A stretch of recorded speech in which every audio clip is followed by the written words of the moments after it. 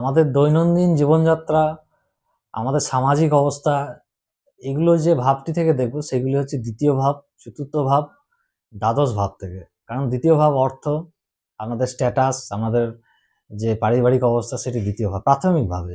চতুর্থ ভাব আপনার পরিবার, আপনি কীভাবে বসবাস করছেন, বসবাসের জায়গা, পরিস্থিতি, এগুলো নির্দেশ করে। দ্বাদশ ভাব আপনার কমফর্টের জায়গা।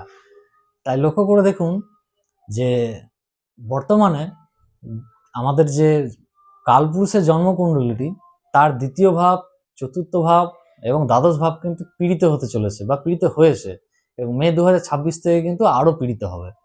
কারণ কালপুরুষের কুণ্ডলী সাপেক্ষে দ্বিতীয় ইউরেনাস, চতুর্থ ভাবে প্লুটো দৃষ্টি দিচ্ছে, এবং দ্বাদশ ভাবে কিন্তু নেপচুন, শনি এবং মঙ্গল গ্রহ অবস্থান করছেন।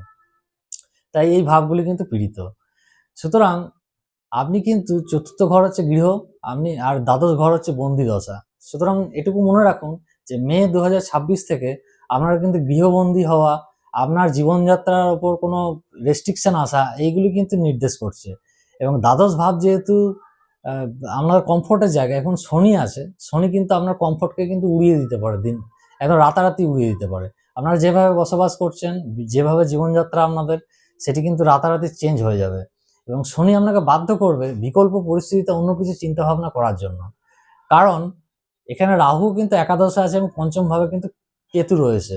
এই রাহু কিন্তু ইলেকট্রনিক্সের কারণ, রাহু কিন্তু ইন্টারনেট পরিষেবা বা মিডিয়াম এগুলো কিন্তু নির্দেশ করে।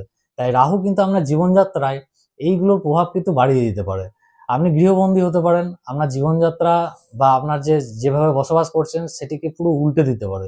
এবং মীন রাশি যেহেতু জলরাশি, সেখানে যেহেতু শনি অবস্থান করছেন, তো শনির কিন্তু নির্দেশ করবে যে কোনো জল সংক্রান্ত বিষয়, জলসীমা, এই নিয়ে কিন্তু বিভ্রাট কিন্তু হতে চলেছে। তো বর্তমানে দেখুন ইরানের যে হরমুজ প্রণালী, এই নিয়ে কিন্তু বিশ্ব পরিস্থিতি একদম আলোড়ন তৈরি হয়েছে বিশ্ব পরিস্থিতিতে।